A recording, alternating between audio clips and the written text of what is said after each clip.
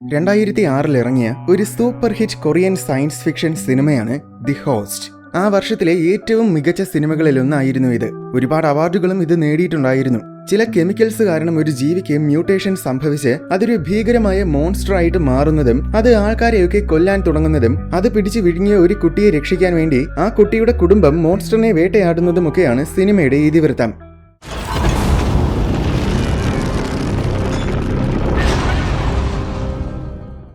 South കൊറിയയിലെ Busan എന്നൊരു സിറ്റിയിലാണ് കഥ നടക്കുന്നത്. സിനിമയുടെ തുടക്കത്തിൽ ഒരു അമേരിക്കൻ സയന്റിസ്റ്റ് അയാളുടെ കൊറിയൻ അസിസ്റ്റന്റിനെ വഴക്ക് പറയുകയാണ്. അവിടെ പഴയ കുറെ ടോക്സിക് ആയിട്ടുള്ള കെമിക്കൽസ് ഉണ്ടായിരുന്നു. അതൊക്കെ എടുത്ത് കളയാത്തത് കൊണ്ടാണ് വഴക്ക് പറയുന്നത്. പൊതുവെ വളരെ ടോക്സിക് ആയിട്ടുള്ള കെമിക്കൽസിനെ എല്ലാം നശിപ്പിച്ച് കളയാനായിട്ട് പ്രത്യേകം ഒരു പ്രോസസ് ഒക്കെ ഉണ്ട്. പക്ഷെ അതൊക്കെ നല്ല ചിലവ് കൂടിയ പ്രോസസ് ആയതുകൊണ്ട് ഇതിനെ മൊത്തം സിങ്കിൽ ഒഴിച്ച് കളയാനാണ് അയാൾ പറയുന്നത്. എന്നാൽ സിങ്കിലൂടെ ഒഴുക്കി വിടുകയാണെങ്കിൽ അതെല്ലാം മിങ് എന്നൊരു വലിയ നദിയിൽ ചെന്ന് ചേരും. ആ നദിയിൽ ഒരുപാട് മീനുകളൊക്കെ ഉണ്ട്. അതുകൊണ്ട് ഈ കെമിക്കൽസ് അവയ്ക്ക് ഭയങ്കര ഡേഞ്ചറസ് ആയിരിക്കുമെന്ന് അസിസ്റ്റന്റ് പറയുന്നുണ്ട്. പക്ഷെ അത് കേൾക്കാതെ അയാൾ ആ കെമിക്കൽസിനെ മൊത്തം സിങ്കിൽ ഒഴിച്ചു കളഞ്ഞു. കുറച്ചു ദിവസങ്ങൾക്ക് ശേഷം മിങ് നദിയിൽ രണ്ടുപേരും മീൻ പിടിച്ചുകൊണ്ട് നിൽക്കുകയായിരുന്നു. അവർക്ക് വളരെ വിചിത്രമായിട്ടുള്ള ഒരു മീനിനെ കിട്ടി. അത് ചെറിയൊരു മീനാണ്. അത്തരമൊരു മീനിനെ അവർ മുൻപൊരിക്കലും കണ്ടിട്ടില്ല. ചിലപ്പോൾ വിഷമുള്ള എന്തെങ്കിലും മീനായിരിക്കുമോ എന്ന് പേടിച്ചിട്ട് അതിനെ അവർ തിരിച്ച് നദിയിൽ തന്നെ വിട്ടു. അടുത്ത് വീണ്ടും കുറെ ദിവസങ്ങൾ കഴിഞ്ഞ് ഇതേ നദീ തീരത്തുള്ള ഒരു പെട്ടിക്കടയാണ് കാണിക്കുന്നത്. കടക്കാരൻ നല്ല ഉറക്കത്തിലാണ്. ഒരു കൊച്ചുകുട്ടി വന്നിട്ട് നൈസായിട്ട് ചോക്ലേറ്റ് അടിച്ചു മാറ്റാൻ നോക്കി. അതുപോലും അറിയാതെയാണ് അവൻ കിടന്നുറങ്ങുന്നത്. ഇവനാണ് കഥയിലെ നായകൻ ജോൺ. ഇവനാളൊരു മടിയനാണ്. മടിയൻ മാത്രമല്ല, ചെറിയൊരു മണ്ടൻ ടൈപ്പ് ക്യാരക്ടർ കൂടെയാണ്. ഭാര്യ പണ്ടേ തന്നെ ഇവനെ ഉപേക്ഷിച്ചിട്ട് പോയി. ഇവന് ഹയർ സെക്കൻഡറി സ്കൂളിൽ പഠിക്കുന്ന ഒരു മോളുണ്ട്, ഹാൻ. അവളാണ് കഥയിലെ നായിക. ഇത്രയും പ്രായമായിട്ടും ഇവൻ ഇപ്പോഴും ഇവന്റെ അച്ഛൻ പീറ്ററിന്റെ കൂടെയാണ് ജീവിക്കുന്നത്. ഈ പെട്ടിക്കടയുടെ അടുത്ത് തന്നെയാണ് അവരുടെ കുഞ്ഞു വീട്. ഹാന്റെ സ്കൂളിൽ ഇന്ന് പാരന്റ്സ് മീറ്റിംഗ് ഉണ്ടായിരുന്നു. പക്ഷെ അതിന് ഇവൻ പോകാതെ ഇവന്റെ അനിയനെ, അതായത് ഹാനിന്റെ അങ്കിൾ മൈക്കിളിനെയാണ് പറഞ്ഞയച്ചത്. മൈക്കിൾ ആണെങ്കിൽ കുടിച്ചിട്ട് ലെക്കില്ലാതെ ലേറ്റ് ആയിട്ടാണ് മീറ്റിംഗിന് പോയത്. അതുകൊണ്ട് അവൾ ആകെ വിഷമത്തിലാണ്. എങ്കിലും അവൾ അപ്പന്റെ അടുത്ത് വലിയ പരിഭവമൊന്നും കാണിച്ചില്ല. സ്കൂളിൽ നിന്ന് വന്ന ഉടനെ രണ്ടുപേരും കൂടി സ്പോർട്സ് ചാനൽ കാണാൻ തുടങ്ങി. അതിൽ അവളുടെ ആന്റി, അതായത് ജോണിന്റെ അനിയത്തി ഡുവയുടെ ആർച്ചറി മത്സരം ഉണ്ടായിരുന്നു. അത് കണ്ടുകൊണ്ടിരുന്ന സമയത്ത് പീറ്റർ വന്നിട്ട് അയാൾക്ക് ആ മത്സരം കാണാൻ വേണ്ടി ജോണിനെ കട നോക്കാൻ പറഞ്ഞയച്ചു. അങ്ങനെ ജോണ് കുറച്ചു പേർക്ക് ഡ്രിങ്ക്സ് എടുത്തു കൊടുക്കാൻ പോയപ്പോൾ അവിടെ അകലെ ആറ്റിൽ എന്തോ വിചിത്രമായ ജീവിയെ കണ്ട് എല്ലാവരും കൗതുകത്തോടെ അതിനെ നോക്കി നിൽക്കുകയായിരുന്നു. ജോണും കുറെ നേരം അത് നോക്കി നിന്നു. അപ്പോൾ ബ്രിഡ്ജിനടിയിൽ മീൻ പോലത്തെ എന്തോ ഒന്ന് തൂങ്ങിക്കിടക്കുന്നത് കാണാം. അകത്തിരുന്ന അപ്പൂപ്പനും കൊച്ചുമോളും ഇതൊന്നും അറിയുന്നില്ല. കുറച്ചു നേരം കഴിഞ്ഞതും ആ ജീവി ആറ്റിൽ വീണ് വെള്ളത്തിനടിയിൽ പോയി. മുകളിലേക്ക് വരുമ്പോൾ അതിനെ കാണാമല്ലോ എന്ന് കരുതി ചിലർ അതിനുവേണ്ടി കയ്യിലിരുന്ന ഫുഡൊക്കെ വലിച്ചെറിഞ്ഞു കൊടുത്തു. അപ്പോൾ അത് മുകളിലേക്ക് വന്നില്ല. പക്ഷെ വെള്ളത്തിനടിയിൽ കിടന്ന് തന്നെ ഫുഡിനെയൊക്കെ വലിച്ചെടുത്തു. പിന്നെ അതിന്റെ അനക്കമൊന്നും കണ്ടില്ല. എന്നാൽ കുറച്ചു കഴിഞ്ഞതും പെട്ടെന്നത് പുറത്തു വന്നു. മീൻ പോലെയാണെങ്കിലും അതിന് കയ്യും കാലുമൊക്കെയുണ്ട്. കരയിലെ ജീവികളെ പോലെ അതിന് ഓടാൻ പറ്റുന്നുമുണ്ട്. അതിന് മൊത്തത്തിൽ ഒരു രാക്ഷസ രൂപമാണ്. ഏതാണ്ട് അന്യഗ്രഹ ജീവിയെ പോലെ തോന്നും. പുറത്തു വന്ന ഉടനെ അത് കരയിൽ നിന്നവരെയൊക്കെ മാരകമായിട്ട് ആക്രമിക്കാനും തുടങ്ങി. എല്ലാവരും ഇങ്ങോട്ടെന്നില്ലാതെ 4 വാക്കെ പേടിച്ചോടുകയാണ്. അതിനിടയിൽ ഒരു തീ ഇതൊന്നും അറിയാതെ ഹെഡ്സെറ്റും വെച്ചുകൊണ്ടിരിക്കുകയായിരുന്നു. അവളെ ബിസ്ക്കറ്റ് കടിക്കുന്ന പോലെ അത് വന്ന് കടിച്ചെടുത്തു. കുറെ പേര് ഒരു ട്രെയിലറിനകത്ത് കയറി ഒളിച്ചിരിക്കാൻ നോക്കി. പക്ഷെ ആ മോൺസ്റ്റർ വാതിലും തകർത്ത് ഉള്ളിൽ കയറി എല്ലാവരെയും കൊന്നു തിന്നാൻ തുടങ്ങി. ട്രെയിലറിൽ നിന്നും രക്തം ഒഴുകി വരുന്നത് കണ്ട് പുറത്തു നിന്നവരൊക്കെ പേടിച്ച് കിടുങ്ങിപ്പോയി. അതിൽ നിറങ്ങി അത് വീണ്ടും പുറത്തു നിന്നവരെ തുരത്തി. ഇടയിൽ ഒരു തടിയൻ ചെറുക്കനെയും കടിച്ചെടുത്തു. ഇതൊക്കെ കണ്ട് നമ്മുടെ ജോണും പിന്നെ വേറൊരു മിലിറ്ററിക്കാരനും കൂടെ ആ മോൺസ്റ്ററിനെ ആക്രമിക്കാൻ നോക്കി. അവര് വലിയൊരു കല്ലെടുത്ത് അതിന്റെ മണ്ടയിൽ ഇട്ടു കൊടുത്തു. പക്ഷെ അതിനൊരു പോറല് പോലും പറ്റിയില്ല. കല്ല് തലമണ്ടയിൽ വന്ന് വീണിട്ടും നേരത്തെ പിടിച്ച തടിയനെ തിന്നിട്ടാണ് അത് തിരിഞ്ഞു നോക്കിയത് തന്നെ. എന്നിട്ട് ദേഷ്യത്തിൽ ഓടി വന്ന ആ മിലിറ്ററിക്കാരനെ എടുത്ത് വിഴുങ്ങി. ആ ഗ്യാപ്പിൽ ജോൺ അവിടുന്ന് ജീവനും കൊണ്ട് ഓടി. ഇതേ സമയം ഇവിടെ ആന്റിയുടെ ആർച്ചറി മത്സരം കഴിഞ്ഞു. 1ാം സ്ഥാനം കിട്ടേണ്ടതായിരുന്നു. പക്ഷെ ചെറിയൊരു മിസ്റ്റേക്ക് കാരണം 3ാം സ്ഥാനമായി പോയി. അങ്ങനെ അതിന്റെ വിഷമത്തില് ഹാൻ ടിവിയും ഓഫ് ചെയ്ത് വെച്ചിട്ട് പുറത്തിറങ്ങി. അപ്പോൾ ജോൺ വന്ന് അവളുടെ കയ്യും പിടിച്ചുകൊണ്ട് വേഗം ഓടി. പിന്നാലെ മോൺസ്റ്റർ ഉണ്ട്. അങ്ങനെ ഓടുന്നതിനിടയിൽ ഇടയ്ക്കൊരിടത്ത് കാല് തന്നെ വീണു. അവൻ എണീറ്റ് വീണ്ടും അവളുടെ കയ്യും പിടിച്ച് വലിച്ചുകൊണ്ട് ഓടുകയാണ്. പക്ഷെ കുറച്ചു ദൂരം പോയിട്ട് തിരിഞ്ഞു നോക്കിയപ്പോഴാണ് അവന് മനസ്സിലായത് അവൻ ഇപ്പോൾ വലിച്ചുകൊണ്ട് പോകുന്നത് അവന്റെ മോളല്ല, അത് വേറെ ഏതോ കുട്ടിയാണ്. അയ്യോ, എന്റെ മോൾ എവിടെ എന്നും പറഞ്ഞ് ചുറ്റും നോക്കിയപ്പോ അകലെ ഹാൻ വീണ് കിടക്കുന്നത് കണ്ടു. അവൾ എഴുന്നേറ്റ് വരുന്നതിന് മുന്നേ പിന്നിലൂടെ വന്ന ആ രാക്ഷസ ജീവി അതിന്റെ വാലിൽ അവളെ തൂക്കിയെടുത്തുകൊണ്ട് പോയി നേരെ നദിയിൽ ചാടി. ജോണ് ആൾ എങ്ങനെയുള്ളവനായാലും അവന്റെ മോളുടെ അടുത്ത് അവന് ഭയങ്കര സ്നേഹമാണ്. മോളെ രക്ഷിക്കാൻ വേണ്ടി ഒന്നും ചിന്തിക്കാതെ അവന് മാറ്റിലെടുത്ത് ചാടി ആ ജീവിയുടെ പിന്നാലെ പോയി. പക്ഷെ അപ്പോഴേക്കും മോൺസ്റ്റർ അക്കരെ എത്തിയിരുന്നു. നേരത്തെ വിഴുങ്ങിയ പട്ടാളക്കാരനെ അത് തുപ്പിക്കളഞ്ഞിട്ട് വാലിൽ വെച്ചിരുന്ന ഹാനിനെ അത് വിഴുങ്ങി. അത് ജോൺ നേരിട്ട് കണ്ടോണ്ട് നിൽക്കുകയാണ്. നടന്നതോർത്ത് ജോൺ ആകെ തളർന്നുപോയി. നടന്ന പ്രശ്നങ്ങൾ കാരണം ഗവൺമെന്റ് ബുസാൻ സിറ്റിയിലുള്ള എല്ലാവരെയും സമീപത്തുള്ള മറ്റൊരു സിറ്റിയിൽ ഒരു ക്യാമ്പിലേക്ക് മാറ്റി. അന്ന് വൈകുന്നേരം മത്സരമൊക്കെ കഴിഞ്ഞ് ഡ്യുവ ക്യാമ്പിലെത്തി. ക്യാമ്പിൽ ഇന്നത്തെ സംഭവത്തിൽ കൊല്ലപ്പെട്ടവരുടെയൊക്കെ ഫോട്ടോസ് വെച്ചിട്ടുണ്ടായിരുന്നു. അതിൽ ഹാനിന്റെ ഫോട്ടോ കണ്ടപ്പോൾ ഡ്യുവയ്ക്ക് വിഷമം സഹിക്കാൻ പറ്റിയില്ല. കുറച്ചു നേരം കഴിഞ്ഞതും അവിടെ മൈക്കിളും എത്തി. ഇപ്പോഴും അവന്റെ കയ്യിൽ ഒരു കുപ്പിയൊക്കെ ഇരിപ്പുണ്ട്. അവനും ഹാനിന്റെ ഫോട്ടോയ്ക്ക് മുന്നിൽ വന്ന് നിന്ന് കരയാൻ തുടങ്ങി. അതിനിടയിൽ ജോണിനെ കണ്ടപ്പോൾ മൈക്കിളിന് ദേഷ്യം വന്നു. നീ കാരണമാണ് ഹാൻ നീ ഗതി വന്നേ, സ്വന്തം മോളെ രക്ഷിക്കാൻ പറ്റാത്ത നീ ഒരു അപ്പനാണോടാ എന്നൊക്കെ പറഞ്ഞ് ജോൺ കുറെ വഴക്ക് പറഞ്ഞു. ഡ്യുവയും പീറ്ററും കൂടെ രണ്ടുപേരെയും സമാധാനപ്പെടുത്തി. കുറെ നേരം കഴിഞ്ഞ് 4 പേരും വിഷമത്തോടെ സംസാരിച്ചുകൊണ്ടിരിക്കുകയായിരുന്നു. ഹാനിന്റെ അമ്മ 13 വർഷങ്ങൾക്ക് മുന്നേ കുടുംബത്തിനെ ഉപേക്ഷിച്ച് പോയതാണ്. അതായത് ബേസിക്കലി ഹാനിനെ പ്രസവിച്ച് ദിവസങ്ങൾ കഴിഞ്ഞപ്പോൾ തന്നെ അവള് പോയി. അവള് സ്വന്തം മോള് മരിച്ച കാര്യം പോലും ഇതുവരെ അറിഞ്ഞിട്ടുണ്ടായിരിക്കില്ലെന്നാണ് പീറ്റർ പറയുന്നത്. ഇവനെ പോലൊരു മുതുവാഴയെ കെട്ടിയിരുന്നെങ്കിൽ അവളുടെ സ്ഥാനത്ത് ഞാനായിരുന്നെങ്കിലും ഓടിപ്പോകുമായിരുന്നു എന്ന് മൈക്കിൾ പറഞ്ഞു. ഈ സംസാരിക്കുന്ന ഒന്നും കേൾക്കാതെ ജോണ് കൂർക്കം വലിച്ചിറങ്ങുകയാണ്. അന്നേരം അവിടെ മഞ്ഞ സ്യൂട്ടുകളിട്ട കുറെ ഓഫീസേഴ്സ് വന്നിട്ട് ഇവിടെയുള്ള ആരെങ്കിലും ആ മോൺസ്റ്ററിനെ നേരിട്ട് കാണുകയോ തൊടുകയോ അല്ലെങ്കിൽ അത് നിങ്ങളെ കടിക്കുകയോ എന്തെങ്കിലും ചെയ്തിട്ടുണ്ടോ എന്ന് ചോദിച്ചു. അങ്ങനെ ഉണ്ടെന്ന് പറഞ്ഞവരെയെല്ലാം അവരൊരു ബസ്സിൽ കയറ്റി. അതിനിടയിൽ ജോണ് ഞാൻ അതിനെ തൊട്ടില്ല, പക്ഷെ അതിന്റെ രക്തം എന്റെ മുഖത്ത് തെറിച്ചിട്ടുണ്ടായിരുന്നു എന്ന് പറഞ്ഞു. അത് കേട്ടതും പെട്ടെന്ന് ഓഫീസേഴ്സ് വന്ന് അവനെ പിടിച്ചൊരു വലിയ ബാഗിലാക്കി അവനെയും ബസ്സിൽ കയറ്റി. സംഭവം എന്താണെന്ന് അറിയാതെ അവന്റെ പിന്നാലെ ബാക്കി 3 പേരും കൂടെ പോയി. ശേഷം ബസ്സിൽ യാത്ര ചെയ്യുന്ന സമയത്ത് ടിവിയിൽ ഒരു ന്യൂസ് കാണിക്കുന്നുണ്ട്. നേരത്തെ ഒരു പട്ടാളക്കാരനെ മോൺസ്റ്റർ തുപ്പിയില്ലേ, അവന് ട്രീറ്റ്മെന്റ് കൊടുക്കുന്ന സമയത്തിലാണ് ഒരു കാര്യം കണ്ടുപിടിച്ചത്. ആ മോൺസ്റ്ററിൽ നിന്നും അവൻ എന്തോ ഒരു തരം വൈറസ് ബാധ ഏറ്റിരിക്കുകയാണ്. ഈ വൈറസ് ബാധിച്ചാൽ എന്തെങ്കിലും മാരകമായ മ്യൂട്ടേഷൻ സംഭവിക്കും. അങ്ങനെ ഏതോ ഒരു മീനിന് മ്യൂട്ടേഷൻ സംഭവിച്ചതാണ് നേരത്തെ കണ്ട മോൺസ്റ്റർ. അതുകൊണ്ട് വൈറസ് പകരുമെന്ന് പേടിച്ചിട്ട് ബുസാൻ സിറ്റിയെ മൊത്തം അടച്ചിട്ടിരിക്കുകയാണ്. ഗവൺമെന്റ് പെർമിഷൻ ഇല്ലാതെ ആർക്കും ഇനി അങ്ങോട്ട് പ്രവേശിക്കാനാകില്ല. വൈറസ് പടരാതിരിക്കാൻ മോൺസ്റ്ററുമായിട്ട് കോണ്ടാക്റ്റിൽ വന്നവരെയൊക്കെ ക്വാറന്റൈനിലാക്കാൻ തീരുമാനിച്ചിരിക്കുകയാണ്. അങ്ങനെ അതിനു വേണ്ടിയിട്ടാണ് ഇവരെ എല്ലാം കൊണ്ടുപോകുന്നത്. അവരെല്ലാം ഒരു ആശുപത്രിയിലാണ് ക്വാറന്റൈൻ ചെയ്തത്. നാളെ നിന്റെ ദേഹത്ത് കുറെ ടെസ്റ്റുകൾ നടത്താനുണ്ട്, അതുകൊണ്ട് നാളെ വൈകുന്നേരം വരെ ഒന്നും കഴിക്കാൻ പാടില്ലെന്ന് ജോണിന്റെ അടുത്ത് ഡോക്ടർ പറഞ്ഞു. പക്ഷേ രാത്രി വിശപ്പ് സഹിക്കാതെ വന്നപ്പോൾ ആരും കാണാതെ അവൻ ആഹാരം മോഷ്ടിച്ച് കഴിച്ചു. കഴിച്ചുകൊണ്ടിരുന്ന സമയത്ത് അവന്റെ ഫോണിൽ ഒരു കോൾ വന്നു. എടുത്തു നോക്കിയപ്പോൾ അത് അവന്റെ മരിച്ചുപോയ മോളാണ്. മരിച്ചുപോയവൾ എങ്ങനെയാണ് എന്നെ വിളിക്കുന്നതെന്ന് ഓർത്ത് അവൻ ഒരു നിമിഷം ഞെട്ടിപ്പോയി. ഞാനൊരു വലിയ ഓടയ്ക്കുള്ളിൽ കുടുങ്ങിക്കിടക്കുകയാണ്, എന്നെ എങ്ങനെയെങ്കിലും രക്ഷിക്കണമെന്ന് ഹാൻ പറഞ്ഞു. എന്നാൽ കൂടുതൽ സംസാരിക്കുന്നതിന് മുന്നേ അവളുടെ ഫോണിലെ ചാർജ് തീർന്നുപോയി. ഇവനെ സംസാരിക്കുന്നത് മറ്റു 3 പേരും കേട്ടു. അവരും ശരിക്കും ഷോക്കായി പോയി. അതിനേക്കാൾ ഉപരി എല്ലാവർക്കും സന്തോഷവും തോന്നി. അടുത്ത സീനില് 2 ക്ലീനേഴ്സിനെ കാണിക്കുന്നുണ്ട്. അവര് വൈറസ് ബാധ മാറ്റാൻ വേണ്ടി ബുസാൻ സിറ്റി ക്ലീൻ ചെയ്യാൻ വന്നവരാണ്. അങ്ങനെ അവര് സംസാരിച്ചുകൊണ്ട് നിൽക്കുന്ന സമയത്ത് അവനെ വിഴുങ്ങിയിട്ട് നേരെ ഒരു ഓടയിലേക്കാണ് മോൺസ്റ്റർ പോയത്. ഓടയില് വലിയ കുഴി പോലെ ഒരു സ്പേസ് ഉണ്ടായിരുന്നു. മോൺസ്റ്റർ വിഴുങ്ങുന്നതിൽ ചിലരെയൊക്കെ ഈ കുഴിയിൽ കൊണ്ട് തുപ്പിയിടും. അതുപോലെ ആ ക്ലീനറിനെയും കൊണ്ട് തുപ്പിയിട്ടു. ആ കുഴിയുടെ ചുമരില് ഒരു ചെറിയ ഹോൾ ഉണ്ട്. അതിലാണ് ഹാൻ ഒളിച്ചിരിക്കുന്നത്. ക്ലീനറിന്റെ പക്കൽ ഫോൺ ഉണ്ടായിരിക്കുമോ എന്ന് കരുതി അവൾ ചെന്ന് പരിശോധിച്ചു നോക്കി. പക്ഷേ ഫോൺ ഇല്ലാത്തത് കൊണ്ട് അവൾ വീണ്ടും ആ ഹോളിൽ തന്നെ ചെന്ന് ഒളിച്ചിരുന്നു.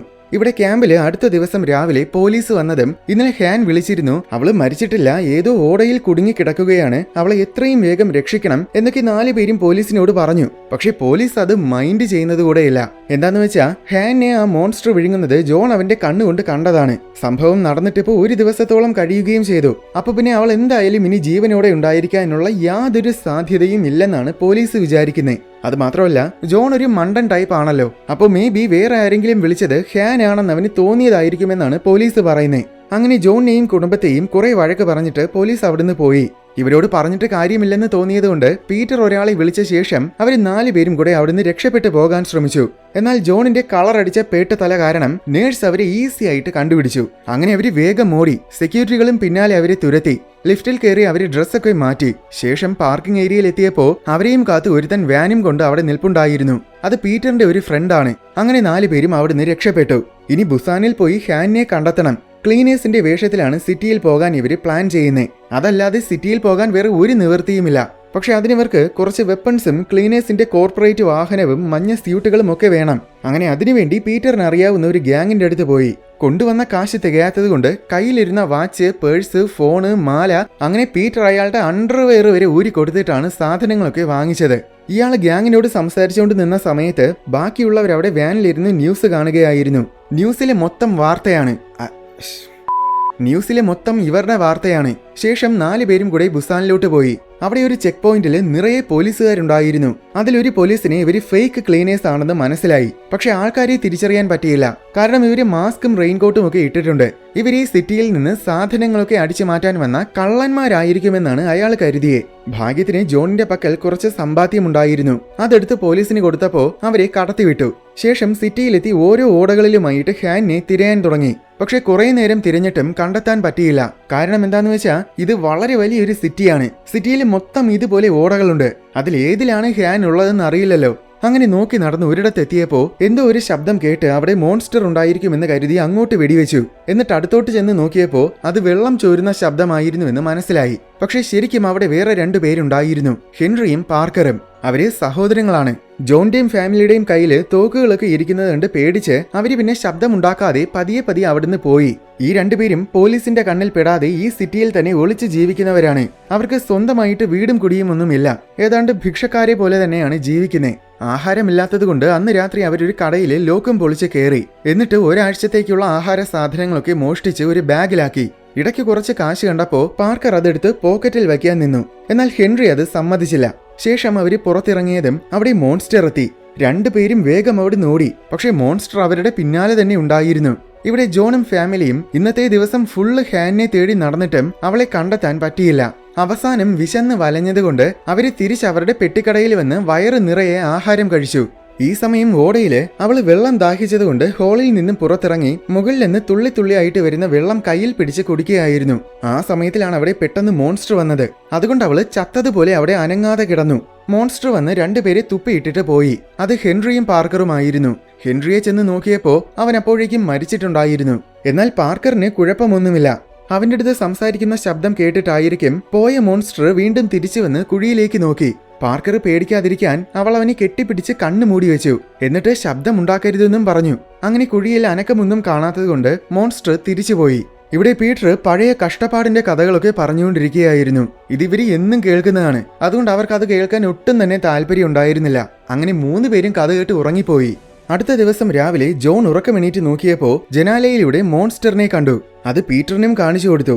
അയാള് പെട്ടെന്ന് തോക്കെടുത്ത് അതിനെ വെടിവെച്ചു. എന്നാൽ അത് വേഗം ഓടി വന്ന് കടയെ മൊത്തത്തിൽ അങ്ങ് മറിച്ചിട്ടു. 4 പേരും പുറത്തിറങ്ങി വീണ്ടും അതിനെ ആക്രമിച്ചു. അവസാനം അത് ചത്തുവെന്ന് തോന്നി അടുത്തു വന്ന് നോക്കി. ചത്തുവെന്ന് ഉറപ്പ് വരുത്താൻ വേണ്ടി മൈക്കിള് ഒരിക്കൽ കൂടെ അതിനെ വെടിവെക്കാൻ നിന്നതും അത് പെട്ടെന്ന് ചാടി എണീറ്റ് അവിടെ നിന്ന് രക്ഷപ്പെടാൻ നോക്കി. ഇവരും പിന്നാലെ പോയി. 4 പേരും തുരുതുരാന്ന് അതിനെ വെടിവെച്ചു. അവസാനം ബുള്ളറ്റ് തീർന്നപ്പോഴാണ് നിർത്തിയത്. അതിനിടയിൽ മോൺസ്റ്റർ വെള്ളത്തിൽ ചാടി രക്ഷപ്പെട്ടിരുന്നു. അത് പോയി കാണുമെന്ന് കരുതി സമാധാനിച്ചതും വീണ്ടും അത് വെള്ളത്തിൽ നിന്ന് ചാടി പുറത്തു വന്നു. പീറ്ററിന് നേർക്കാണ് വരുന്നേ. ബുള്ളറ്റ് തീർന്നതുകൊണ്ട് ഇനി രക്ഷയില്ലെന്ന് മനസ്സിലായതും എന്നെ നോക്കണ്ട, നിങ്ങൾ ഓടി രക്ഷപ്പെട്ടോ എന്ന് പീറ്റർ വിളിച്ചു പറഞ്ഞു. അങ്ങനെ ഒടുവിൽ അത് വന്ന് പീറ്ററിനെ പിടിച്ച് നിലത്തടിച്ചു. അതോടെ പീറ്ററിന്റെ കഥ കഴിഞ്ഞു. ആ സമയത്തിൽ ഇവർ ഇത്രയും നേരം വെടിവെച്ച ശബ്ദം കേട്ട് അവിടെ കുറെ പോലീസുകാരും വന്നു. അത് ദൂരെ വെച്ച് തന്നെ കണ്ട മൈക്കിള് ഡുവയും വിളിച്ചുകൊണ്ട് അവിടെ നിന്നും വേഗം എസ്കേപ്പ് ആയി. എന്നാൽ ജോൺ ആണെങ്കിൽ കരഞ്ഞു അവിടെ തന്നെ നിന്നു. അങ്ങനെ അവൻ പോലീസിന്റെ പിടിയിലാവുകയും ചെയ്തു. അന്ന് വൈകുന്നേരത്തെ ന്യൂസില് ആദ്യം കണ്ട മറ്റേ പട്ടാളക്കാരൻ ഇപ്പോ വൈറസ് ബാധയേറ്റ് മരിച്ചിരിക്കുന്നുവെന്ന വാർത്ത വന്നു. ഇത് ഭയങ്കര ഡേഞ്ചറസ് ആയ വൈറസ് ആണ്. ചുമയും ജലദോഷവും ഒക്കെയാണ് ഇതിന്റെ സിംറ്റംസ് എന്നൊക്കെയാണ് ന്യൂസില് പറയുന്നേ. അതിനുശേഷം എല്ലാവരും പിന്നെ മാസ്ക് വെക്കാൻ തുടങ്ങി. ആരെങ്കിലും ഒന്ന് ചെറുതായിട്ട് ചുമച്ചാലും അത് വൈറസ് ആയിരിക്കുമോ എന്ന് ഭയന്ന് എല്ലാവരും അയാളുടെ അടുത്തുനിന്ന് മാറുന്നത് കാണാം. ഇപ്പോ വാർത്തയിൽ മുഴുവൻ ഈ 4 പേരും വാണ്ടഡ് ആണ്. ഈ കുടുംബം മുഴുവൻ വൈറസ് ഇൻഫെക്റ്റഡ് ആണ്. അതുകൊണ്ട് എല്ലാവരും അവരെ സൂക്ഷിക്കണം. ഇവരെ കണ്ടാൽ ഉടനെ പോലീസിനെ അറിയിക്കണമെന്നും വാർത്തയിൽ നിരന്തരം പറയുന്നുണ്ട്. അതിനു പുറമെ ഇവരെ കണ്ടുപിടിച്ച് കൊടുക്കുന്നവർക്ക് പോലീസുകാര് വലിയൊരു സമ്മാന തുകയും പ്രഖ്യാപിച്ചു. അന്ന് രാത്രി മൈക്കിൾ അവന്റെ ഒരു ഫ്രണ്ടിനെ കാണാൻ പോയി. ആരുടെയും കണ്ണിൽ പെടാതെ പേടിച്ചാണ് അവൻ പോകുന്നത്. ഫ്രണ്ട് ഒരു നെറ്റ്വർക്ക് കമ്പനിയിലാണ് ജോലി ചെയ്യുന്നത്. നേരത്തെ ജോണിന്റെ നമ്പറിൽ ഹാൻ വിളിച്ചിരുന്നത് കൊണ്ട് ആ കോള് വന്ന ലൊക്കേഷൻ ട്രാക്ക് ചെയ്താൽ അവൾ എവിടെയാണുള്ളതെന്ന് കണ്ടുപിടിക്കാൻ പറ്റും. അതിനു വേണ്ടിയിട്ടാണ് അവൻ ഈ ഫ്രണ്ടിനെ കാണാൻ വന്നേ. പക്ഷെ അത് ശരിക്കും ഒരു ട്രാപ്പ് ആയിരുന്നു. അവിടെ ആ ഫ്രണ്ടിന്റെ വേറെ കുറെ ഫ്രണ്ട്സ് ഒളിച്ചിരിക്കുന്നുണ്ടായിരുന്നു. ഒരുത്തനെയാണെങ്കിലും പിടിച്ചു കൊടുത്താൽ കുറച്ചെങ്കിലും കാശ് കിട്ടുമെന്ന് കരുതി മൈക്കിളിനെ പോലീസിന് പിടിച്ചു കൊടുക്കാൻ വേണ്ടിയിട്ടാണ് അവരെല്ലാം ഒളിച്ചിരിക്കുന്നത്. ഞാൻ ഇപ്പൊ വരാമെന്നും പറഞ്ഞ് ഫ്രണ്ട് ഒളിച്ചിരുന്നവരെ വിളിക്കാൻ പോയി. പക്ഷെ മൈക്കിൾ ആളൊരു കില്ലാടിയാണ്. ഫ്രണ്ട് അവനെ ചതിക്കുമെന്ന സംശയം അവനുണ്ടായിരുന്നു. അതുകൊണ്ട് ഫ്രണ്ട് അവിടുന്ന് മാറിയ തക്കത്തില് അവൻ തന്നെ കമ്പ്യൂട്ടറിൽ ലൊക്കേഷൻ നോക്കി കണ്ടുപിടിച്ചു. ഉടനെ ഒളിച്ചിരുന്നവരൊക്കെ പുറത്തു വന്ന് അവന് ചുറ്റും കൂടി. മൈക്കിള് വേഗം ഒരു പേപ്പർ ക്ലിപ്പ് എടുത്ത് ഒരു സോക്കറ്റിൽ കണക്ട് ചെയ്തതും ട്രിപ്പായി ബിൽഡിംഗിലെ പവർ ഓഫ് ആയി പോയി. അങ്ങനെ ആ ഇരുട്ടില് അവൻ നൈസായിട്ട് അവിടുന്ന് രക്ഷപ്പെട്ടു. പുറത്തു വന്നതും അവിടെ പോലീസ് വരുന്ന ശബ്ദം കേട്ട് അവൻ ഒരു പാലത്തിന്റെ താഴെ ചാടി. എന്നിട്ട് പാലത്തിനടിയിൽ ഒളിച്ചിരുന്നു. പക്ഷേ ചാടിയതിന്റെ ആഘാതത്തില് അവന്റെ തലയില് ഇടി കിട്ടി. അവന് ബോധം നഷ്ടപ്പെടാനും തുടങ്ങി. ഒരുപക്ഷെ എന്നെ പോലീസ് പിടിച്ചാലോ എന്ന് പേടിച്ച് അവൻ ആ ലൊക്കേഷൻ ഡ്യുവയ്ക്ക് മെസ്സേജ് ചെയ്തു. തൊട്ടടുത്ത നിമിഷം തന്നെ അവന്റെ ബോധവും പോയി. അടുത്ത ദിവസം രാവിലെ ഡ്യുവ വേറൊരു പാലത്തിന്റെ ഹോളിൽ നിന്ന് ഇറങ്ങി വന്നു. അവൾ ഈ ഹോളിലാണ് ഇന്നലെ രാത്രി ഒളിച്ചിരുന്നതെന്ന് തോന്നുന്നു. എണീറ്റ് ഫോണിൽ നോക്കിയപ്പോൾ മൈക്കിളിന്റെ മെസ്സേജ് കണ്ടു. അത് കണ്ടതും അവൾ വളരെ വേഗം അങ്ങോട്ട് ഓടി. ഓടുന്നതിനിടയിൽ അവള് ജോണിനെ വിളിച്ച് ലൊക്കേഷൻ പറഞ്ഞു കൊടുത്തു. എന്നിട്ട് മൈക്കിളിനെയും വിളിച്ചു നോക്കി. പക്ഷെ കിട്ടുന്നില്ല. അവൻ ഇപ്പോഴും ബോധം കെട്ട് കിടക്കുകയാണെന്നാണ് തോന്നുന്നത്. അങ്ങനെ ഫോണും വിളിച്ചുകൊണ്ട് വരുന്നതിനിടയിൽ അകലെ നിന്ന് മോൺസ്റ്റർ വരുന്നത് കണ്ടു. അവള് അമ്പും വില്ലുമൊക്കെ കൊണ്ടാണ് വന്നിരിക്കുന്നത്. അതെടുത്ത് അതിനെ അമ്പെയ്യാൻ നോക്കി. പക്ഷെ അതിനു മുന്നേ മോൺസ്റ്റർ വന്ന് അവളെ ഒറ്റയിടി. അവളെ തെറിച്ചു ചെന്ന് ഒരു ചെറിയ ഇടുങ്ങിയ കുഴിയിൽ വീണു. ഭാഗ്യത്തിൽ ആ കുഴിയിൽ മോൺസ്റ്ററിന് ഇറങ്ങാൻ പറ്റാത്തത് കൊണ്ട് അവൾ രക്ഷപ്പെട്ടു. ഈ സമയം ജോണിനെ അവർ ഹോസ്പിറ്റലിൽ അഡ്മിറ്റ് ചെയ്തിരുന്നു. ലൊക്കേഷൻ അറിഞ്ഞതും എനിക്ക് അങ്ങോട്ട് പോകണമെന്നും പറഞ്ഞ് അവൻ ബഹളം വയ്ക്കാൻ തുടങ്ങി. പക്ഷെ ആരും അത് കാര്യമാക്കിയില്ല. കൂടുതൽ ബഹളം വെച്ചപ്പോൾ അവനെ അവര് മയക്കാനുള്ള ഇഞ്ചക്ഷൻ കുത്തിവെച്ചു. പക്ഷെ മോളെക്കുറിച്ചുള്ള ചിന്തയുള്ളതുകൊണ്ട് പല തവണ ഇഞ്ചക്ഷൻ വെച്ചിട്ടും അവൻ മയങ്ങിയില്ല. അപ്പോഴാണ് അവിടെ ആദ്യം കണ്ട അമേരിക്കൻ സയന്റിസ്റ്റും അയാളുടെ അസിസ്റ്റന്റും വന്നത്. അവര് തമ്മിൽ ചില കാര്യങ്ങൾ സംസാരിക്കുന്നുണ്ട്. ഇംഗ്ലീഷിലാണ് അവർ സംസാരിക്കുന്നത്. അതുകൊണ്ട് ചുറ്റുമുള്ളവർക്കൊന്നും മനസ്സിലാകില്ല. ഇവര് പറയുന്നതൊക്കെ കേൾക്കുമ്പോഴാണ് നമുക്ക് സത്യാവസ്ഥകളൊക്കെ മനസ്സിലാകുന്നത്. യഥാർത്ഥത്തിൽ ഇവിടെ വൈറസും കോപ്പും ഒന്നുമില്ല. ഇവരെ ആദ്യം ഒഴുക്കിവിട്ട കെമിക്കൽസ് കാരണമാണ് ഏതോ ഒരു ജീവിക്ക് മ്യൂട്ടേഷൻ സംഭവിച്ച് അതൊരു മോൺസ്റ്റർ ആയി മാറിയത്. കെമിക്കൽസ് നദിയിൽ ഒഴുക്കിവിട്ടത് പുറത്തറിയാതിരിക്കാൻ വേണ്ടിയിട്ടാണ് വൈറസ് ഉണ്ടെന്ന കള്ളം ഈ സയന്റിസ്റ്റിന്റെ ആൾക്കാര് പ്രചരിപ്പിച്ചത്. അതുമാത്രമല്ല, ശരിക്കും ഇവിടെ ഒരു മോൺസ്റ്റർ ഉണ്ടെന്ന കാര്യം പോലും പുറം ലോകത്തിന് അറിയത്തില്ല. ഈ വൈറസിന്റെ കാര്യം മാത്രമേ പുറം ലോകം അറിഞ്ഞിട്ടുള്ളൂ. മോൺസ്റ്ററിന്റെ കാര്യം പുറത്ത് പറയാതിരിക്കാൻ വേണ്ടിയിട്ടാണ് നേരത്തെ മോൺസ്റ്ററുമായിട്ട് കോണ്ടാക്ട് ചെയ്തവരൊക്കെ പിടിച്ചോണ്ട് പോയത്. ഈ കാര്യങ്ങളൊന്നും അധികം ആർക്കും അറിയില്ല. ഈ ഹോസ്പിറ്റലിലുള്ളവർക്ക് പോലും അറിയില്ല. അങ്ങനെ ഇവര് സംസാരിച്ചുകൊണ്ടിരിക്കുന്നതിനിടയിൽ നോ വൈറസ് എന്ന 2 വാക്കുകൾ മാത്രം ജോണിന് മനസ്സിലായി. വൈറസ് ഇല്ലെങ്കിൽ പിന്നെ എന്നെ വെറുതെ വിട്, എന്റെ മോളെ എനിക്ക് രക്ഷിക്കണം എന്നൊക്കെ പറഞ്ഞ് അവൻ അലറാൻ തുടങ്ങി. യഥാർത്ഥത്തില് അവന്റെ ദേഹത്ത് വൈറസ് ബാധ ഇല്ല എന്നാണ് അവൻ വിചാരിച്ചത്. പക്ഷെ ഇവൻ കിടന്ന് അലറുന്നത് കേട്ടപ്പോ ഇവന് ഇംഗ്ലീഷ് അറിയാം. അതുകൊണ്ട് ഇവൻ സത്യാവസ്ഥകളൊക്കെ തിരിച്ചറിഞ്ഞുവെന്നാണ് സയന്റിസ്റ്റ് കരുതിയത്. എന്നാ പിന്നെ ഇവൻ സത്യം പുറത്തു പറയാതിരിക്കാൻ വേണ്ടി ഇവനെ അങ്ങ് ഓപ്പറേഷൻ ചെയ്ത് കോമയിലാക്കാമെന്ന് അവര് പ്ലാൻ ചെയ്തു. അങ്ങനെ അവനെ ഓപ്പറേറ്റ് ചെയ്തു. ഇവിടെ ഓടയില് അവിടെ കിടന്നവരുടെയൊക്കെ തുണികളെയെല്ലാം ഊരിയെടുത്തിട്ട് അവൾ അതിനെയെല്ലാം കൂട്ടിച്ചേർത്ത് ഒരു കയറ് പോലെ ആക്കിയെടുത്തു. എന്നിട്ട് അതിനെ മുകളിലേക്ക് എറിഞ്ഞു. അതിൽ പിടിച്ചു കയറി മുകളിൽ പോകാമെന്നാണ് അവൾ കരുതിയത്. പക്ഷെ നിർഭാഗ്യവശാൽ ഇവളുടെ ഉയരത്തിനനുസരിച്ച് അതിനെ എത്തിപ്പിടിക്കാൻ പറ്റുന്നില്ല. അങ്ങനെ വിഷമിച്ചു നിൽക്കുമ്പോഴാണ് അവിടെ മോൺസ്റ്റർ വരുന്ന ശബ്ദം കേട്ടത്. ഉടനെ 2 പേരും തിരിച്ച് ഹോളിൽ കയറി ഒളിച്ചിരുന്നു. ഇത്തവണ തുപ്പുന്ന അയാളുടെ പക്കല് വർക്ക് ആകുന്ന ഒരു ഫോൺ ഉണ്ടായിരിക്കണമേ എന്നായിരുന്നു അവളുടെ പ്രാർത്ഥന. പക്ഷെ ഇത്തവണ തുപ്പിയത് കുറെ മനുഷ്യരുടെ അസ്ഥികൂടങ്ങളായിരുന്നു. അതൊക്കെ തുപ്പിയിട്ട് നേരത്തെ അവിടെ കൊണ്ടിട്ടവരിൽ നിന്നും ചിലരെ എടുത്ത് വിഴുങ്ങി. ഇതൊക്കെ കണ്ട് പേടിച്ച് വിറച്ച് ഹോളിലിരുന്ന 2 പേരെയും എങ്ങനെയോ മോൺസ്റ്റർ കണ്ടു. അവരെയും പിടിച്ചു വിഴുങ്ങാൻ അത് ശ്രമിച്ചു. പക്ഷെ ആ ഹോളിൽ അതിനെ കയറാൻ പറ്റാത്തതുകൊണ്ട് അവര് രക്ഷപ്പെട്ടു. ഇവിടെ ഹോസ്പിറ്റലില് ജോണിനെ കോമയിലാക്കാൻ ചെയ്ത ഓപ്പറേഷൻ കാരണം അവനിപ്പോ കോമയിലായില്ലെന്ന് മാത്രമല്ല, ഇപ്പൊ അവൻ നോർമൽ ബുദ്ധിയുള്ളവനായിട്ട് മാറുകയും ചെയ്തിട്ടുണ്ട്. ഉറക്കത്തിന്റെ പ്രോബ്ലവും മാറി. ടെസ്റ്റിന് വേണ്ടി അവന്റെ ദേഹത്ത് നിന്ന് രക്തമെടുക്കാൻ നേഴ്സ് വന്നപ്പോ അവൻ ആ സിറിഞ്ചും പിടിച്ചു വാങ്ങി നേഴ്സിനെയും പിടിച്ചു വെച്ചു. എന്നിട്ട് ആ സിറിഞ്ചിനെ നേഴ്സിന്റെ ദേഹത്ത് കുത്തിവെക്കുമെന്നും പറഞ്ഞ് ഭീഷണിപ്പെടുത്തി വളരെ സാഹസികമായിട്ട് അവൻ പുറത്തിറങ്ങി. ആ രക്തത്തില് വൈറസ് ഉണ്ടെന്നല്ലേ എല്ലാരും വിചാരിച്ചിരിക്കുന്നത്. അതുകൊണ്ട് പേടിച്ചിട്ട് ആരും അവന്റെ അടുത്തോട്ട് വന്നില്ല.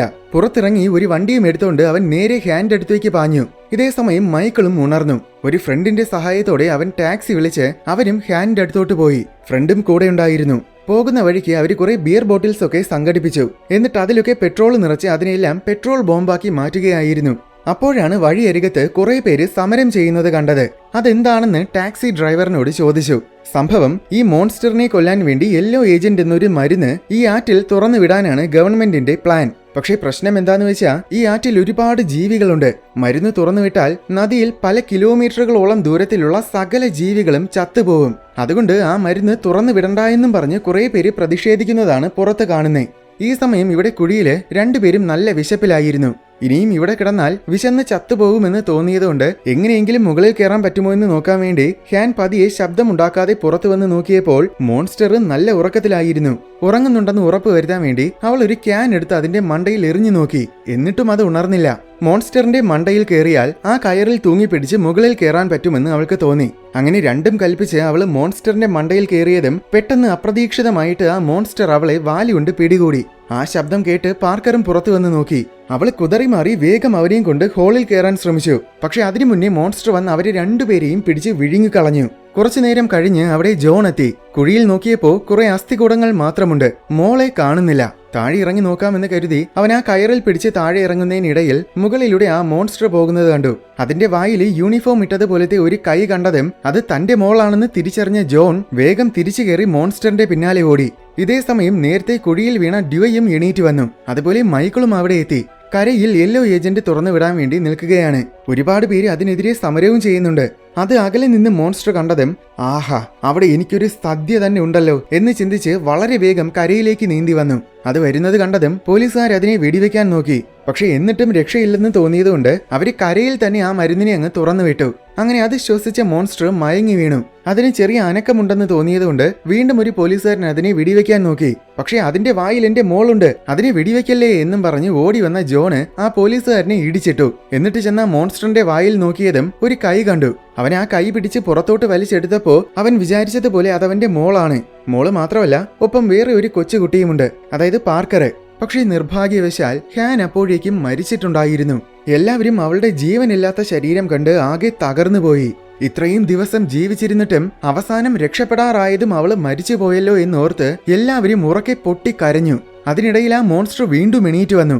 ജോണും കുടുംബവും അങ്ങേയറ്റം ദേഷ്യത്തിലായിരുന്നു. അവര് വേഗം പോയി അതിനെ ആക്രമിച്ചു. ജോൺ അതിനെ ഒരു കമ്പി കൊണ്ട് കുത്തി.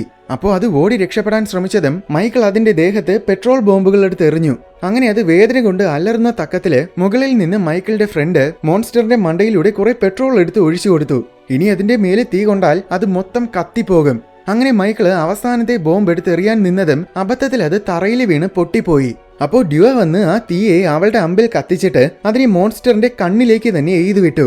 അത് വേഗം ഓടി വെള്ളത്തിലിറങ്ങി രക്ഷപ്പെടാൻ നോക്കി. എന്നാൽ ജോൺ വന്ന് അതിന്റെ വായിൽ തന്നെ കമ്പി കുത്തിയിറക്കി. അപ്പോ അത് അവിടെ കുഴഞ്ഞു വീണു. ശേഷം അത് പതിയെ തീ കത്തി ചാമ്പലായി പോയി. അങ്ങനെ അവസാനം എല്ലാവരും കൂടെ അതിനെ കൊന്നുകളഞ്ഞു. ശേഷം ജോൺ വന്ന് പാർക്കറിനെ എടുത്തു. ഇപ്പൊ അവന്റെ കണ്ണില് അവന്റെ മകളുടെ സ്ഥാനത്താണ് അവൻ ആ കുട്ടിയെ കാണുന്നത്. അതുകൊണ്ട് അവൻ പാർക്കറിനെ അങ്ങ് ദത്തെടുത്തു. കുറെ നാളുകൾക്ക് ശേഷമുള്ള ഒരു രംഗമാണ് അടുത്ത് കാണിക്കുന്നത്. ഇപ്പോ പീറ്ററിന്റെ കടയെ ജോൺ ആണ് നോക്കി നടത്തുന്നത്. പണ്ടത്തെ പോലെയൊന്നുമല്ല, നല്ല രീതിയിൽ തന്നെ അവൻ കട നടത്തുന്നുണ്ട്.